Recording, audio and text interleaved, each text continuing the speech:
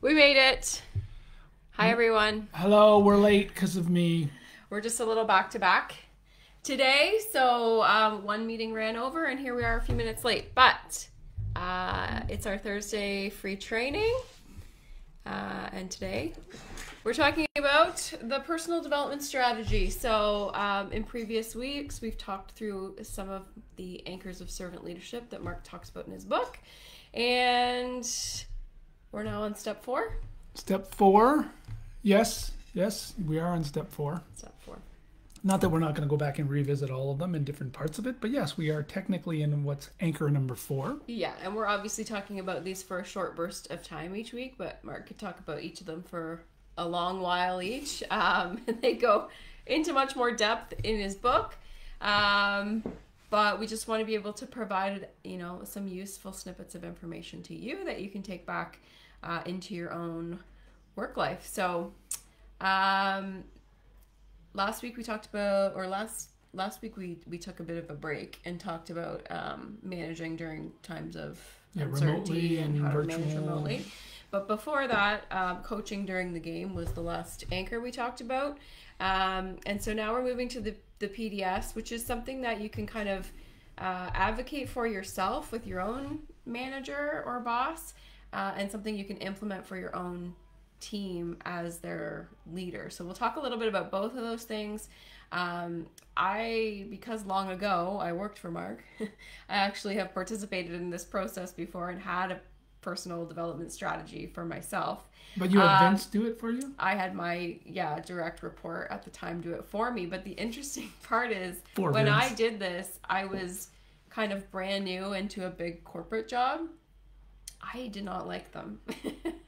I didn't like them because I think I didn't like them because I didn't know what was possible for me.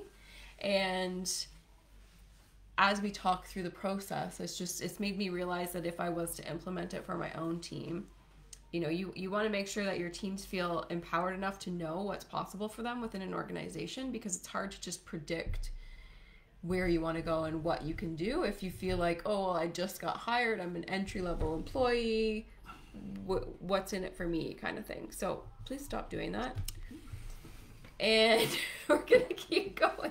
I got to check if there's comments. There's not even anyone on yet. Yeah, this is the lower half of the screen. Okay, so what is it? Tell us all about it. Okay, so I think you set it up really well, other than the part that you didn't like it. So I don't know why we're talking about it. But I heard you say after. No, I'm just saying, as an entry-level employee, I didn't quite love participating in it, but I don't think I was given enough understanding around what it was and why it was good for me in my own career growth. Right. So you need to provide that context for your employees. Yeah, and again, okay, so twofold. One, I want to approach this in the way I explain it, that if you are listening to this because you want to grow your career, everything I'm about to position that a leader should be doing in this process to develop their team, you can do on your own, or you can ask your leader to play a role in it. So, and I'll sum that all up, and I'll give examples as we talk through this, but it's the same thing through two different filters. So first of all,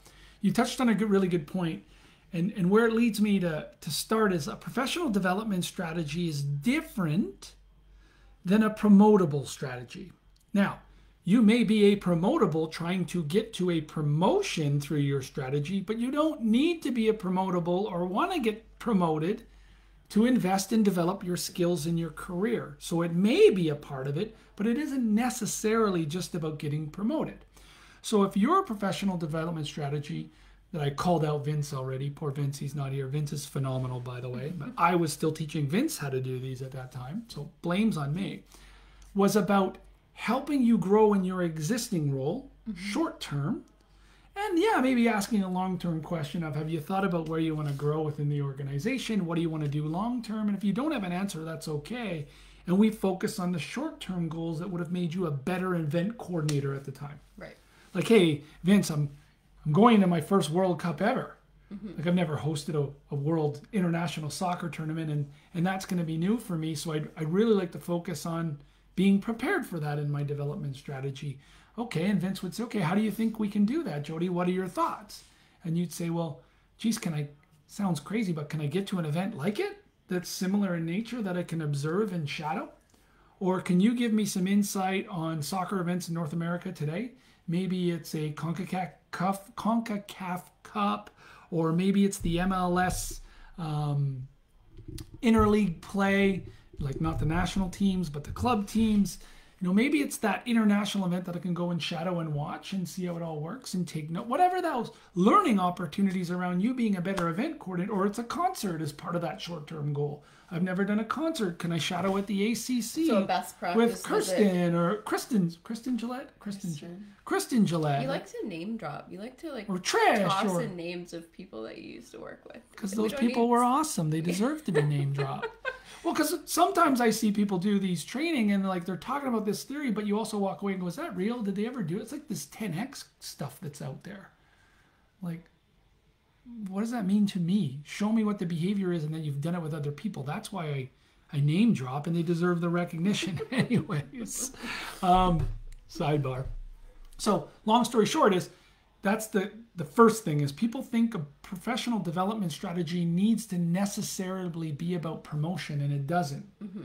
Most of the time it usually is. Most people want to grow their career and they say, well, I want to be a manager. Okay, well, let's start to talk about all those gaps. So how do you generally structure it? It's part of the weekly one-on-ones? No. Once a month you go through it? No. Review time? No. Okay. Well, it feeds into all of those. I know there's so let's just go through what does the form look like that you've created? What are the main kind of areas that you fill in as we go? Now I'm going to how often do you revisit it? Okay, so now I'm going to company name drop.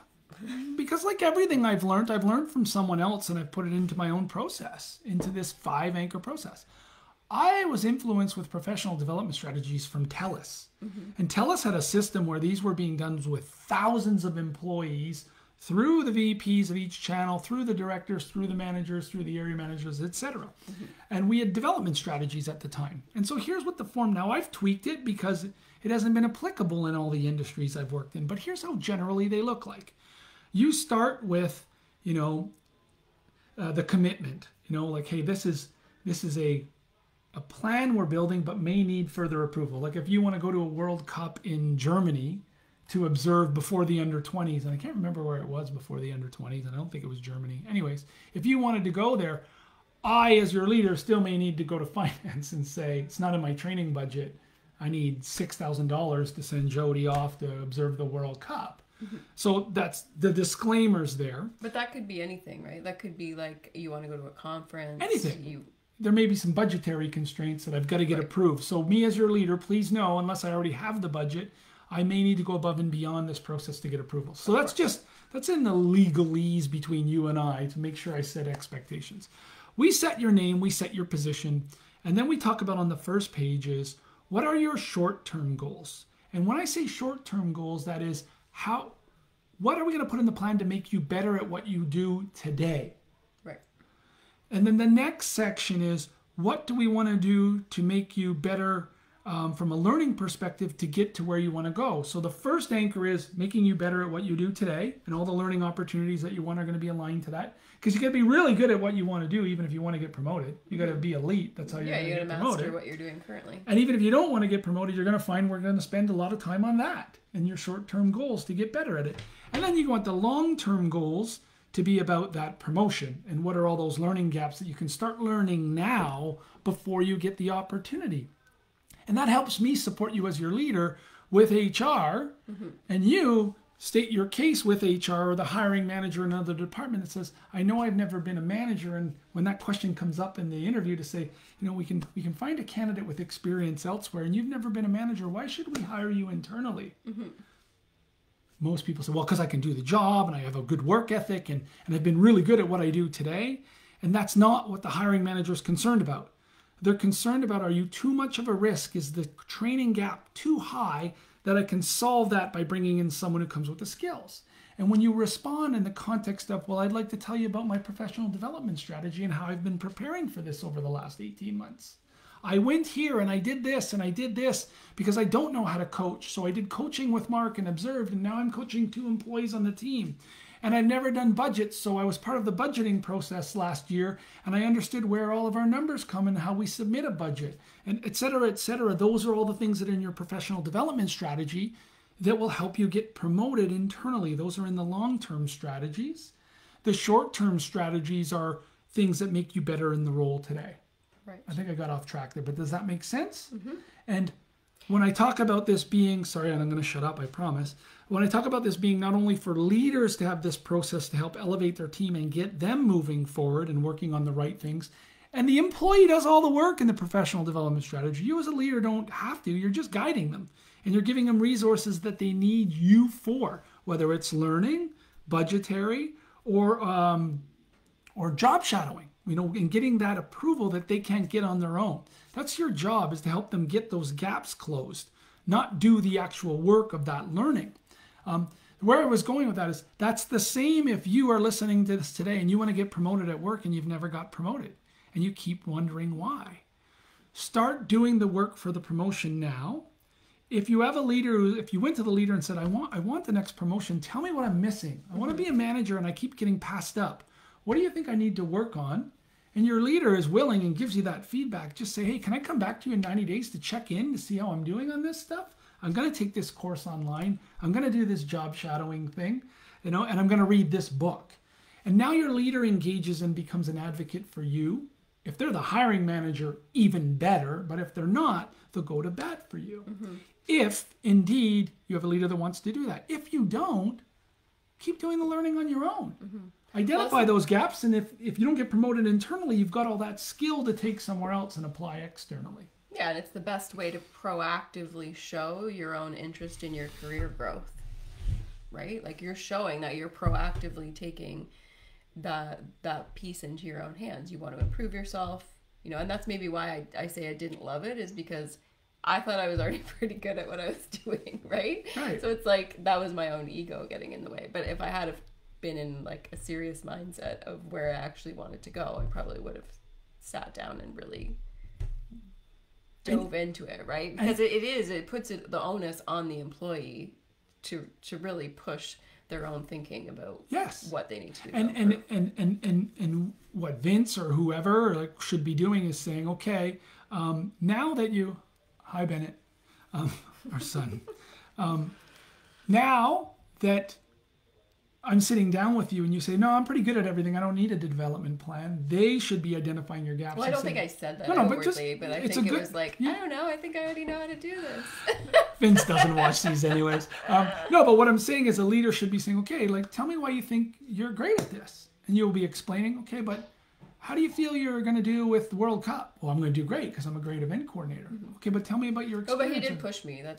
There was lots of stuff. But identify the gaps and help you close them. That stage of my career was hard to make myself think that way. I talk about, again, Bob in the book, who I love, who's an amazing leader. But Bob followed this process with me for BMO Field, but he didn't really follow the process on paper. Mm-hmm. So Bob simply said, I wanted to get promoted. I kept bugging him. I want more. I want more. I was the director of consumer products. I very transparently told him, I want your job one day. Mm-hmm. I know you're not going anywhere. And he said, okay, you really want my job? Okay, well, there's going to be this opportunity at Ricoh. So BMO came after Ricoh. Chris Gibbs is doing both right now, and it's a lot. So Gibbs is going to work on the business. You can work on the operations of the arena. But before you do that, man, you got a lot to learn. Mm-hmm. Go do a concert with Patty Ann, see how she books it. Right? And Patty Ann booked on the phone in her office with Riley at Live Nation. She booked Genesis, and I observed the whole thing. Mm-hmm. And then it was like, you don't know how to put on a concert from a production perspective and managing union calls and dealing with writers. So you're going to go sit with Jim Steele and his team. And you don't know food and beverage, so you're going to go sit with Michael Doyle. Where I'm going is, that is a PDS. Mm-hmm. That's what allowed me to become the general manager of BMO Field and Ricoh Coliseum. That Bob could go to Richard and say, we don't need to go get a guy in California who's done all these things to prepare himself. He's ready. We can promote internally. It's a better story. I trust him from what he's done. He's already learning the skills. Yes, does he have a little bit more of a learning curve once he gets in the role? Will he be under his desk when there's a brawl at FIFA? Maybe. And pepper spray's going around. But will he know how to do the role? Yeah, he will. And that is a better long-term fit for us because we know he fits the culture. We know he can do the job versus bringing in someone from the outside who has the experience, but it's going to take them time and time and time to build the relationships, get trust, etc. So that's a PDS without it being on paper. Bob did that. Saw the gaps, saw where I wanted to get, and challenged me. So can we go back? So now we know what it is. What about the timeline? So you said not weekly, not at review time. You mentioned 90 days. Like, how often do you revisit and have to kind of reset your goals and your PDS? Yeah, and I've taken this forward from, again, TELUS when I learned it, and I've never changed because I think the timing was right. You do them quarterly because if you're going to put learning in place, you need coordination from other people. You know, someone might want to register for a course and it may only be available in February and you're talking about your plan in January. Mm-hmm. Or someone may want to read a book.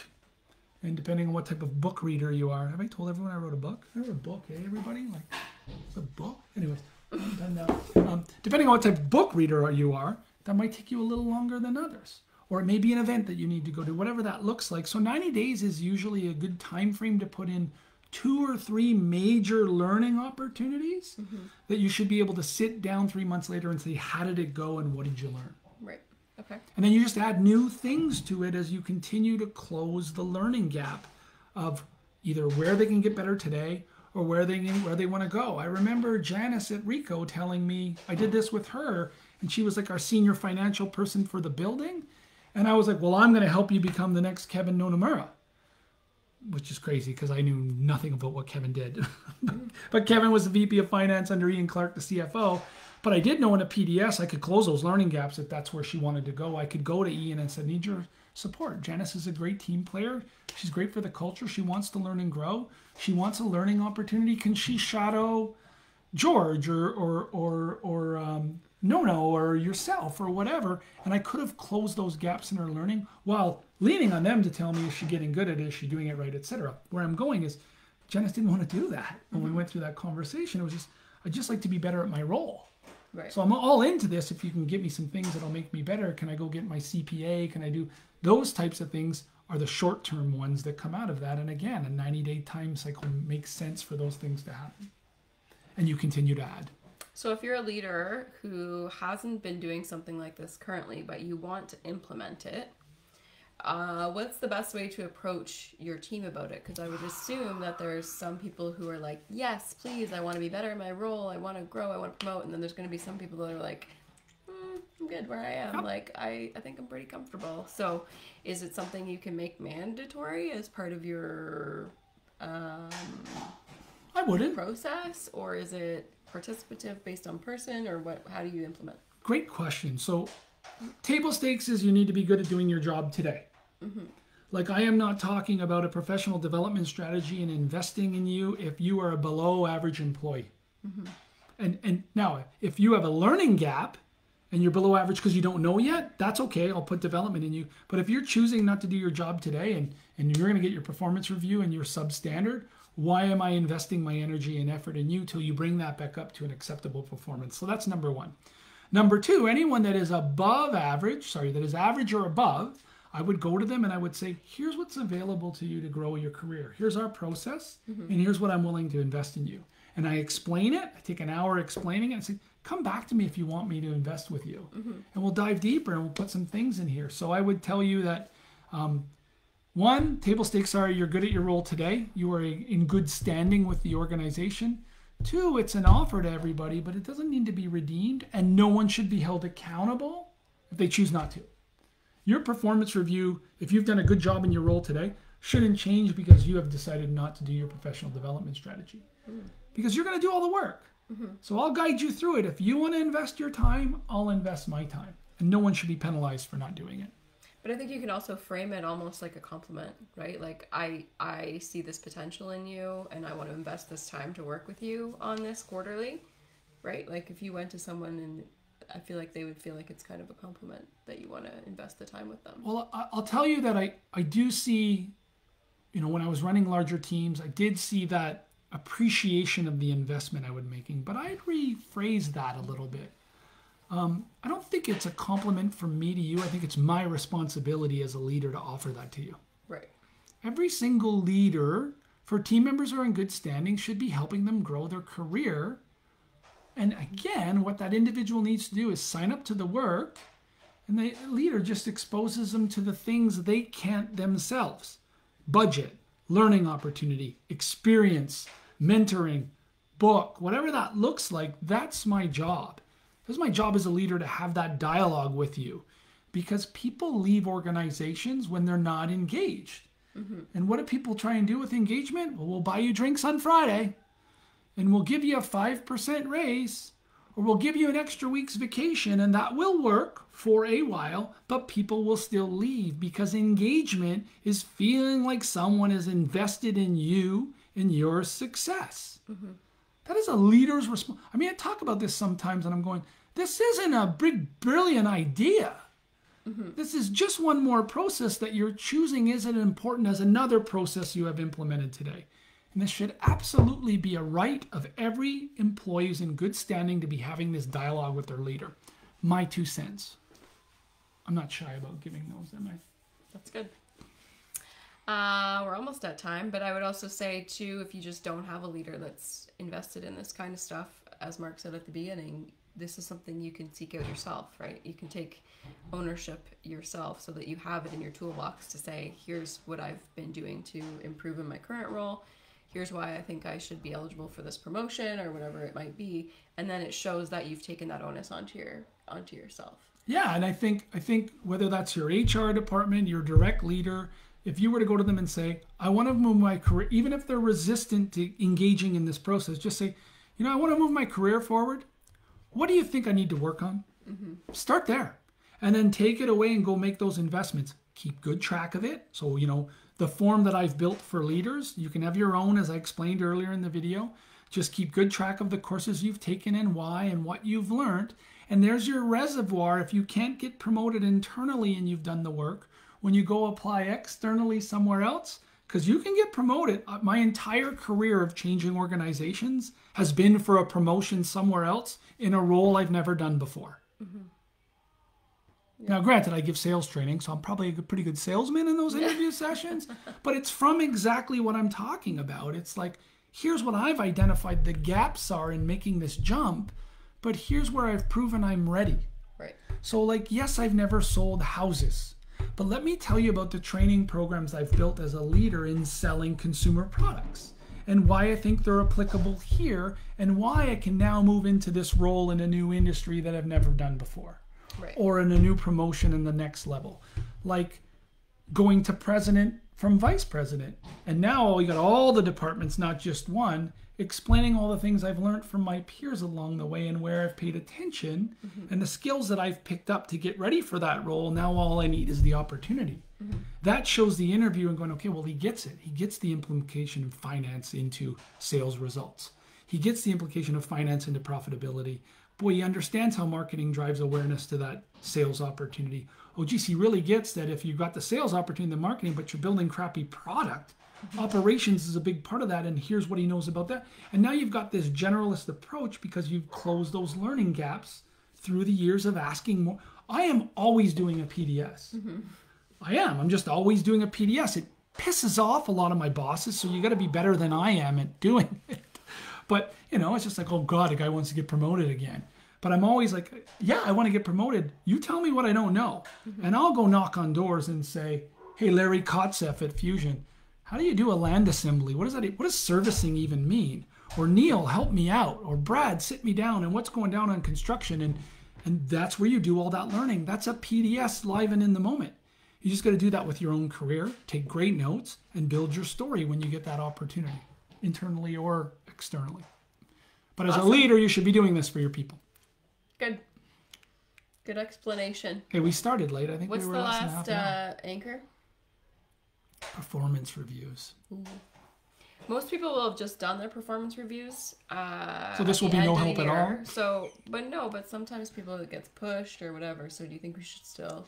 I think we should still finish it off. I think it's perfect. I tease. It's perfect time to be building your performance review behaviors, also because performance reviews start now for next December. Over the course they of the start now, and I'm going to get really pissed off in this next video because I get upset with leaders who write performance reviews when they do two things. They ask for a self-evaluation from their employees, and HR departments everywhere condone this. And the leader, what do? They copy and paste and they add a few comments. Mm-hmm. Self-evaluations are great if you put them in a brown envelope and you say, bring it to the review. I'm going to write it independently. Now let's talk about the gaps. That's number one that I'm going to get upset about next meeting. And the other one is leaders who have no process around one-on-ones. And what do they write a review on? What they remember in the last 4 weeks. Why do I get pissed off? Because we've all gone through it as employees. And it's got to stop. And the reason we do that is because we don't have a process that's invested for the 48 weeks before. So damn it, we're going to talk about that next week and set people up for success. Performance reviews next Thursday. We'll see you there. Bye. Where's the cursor?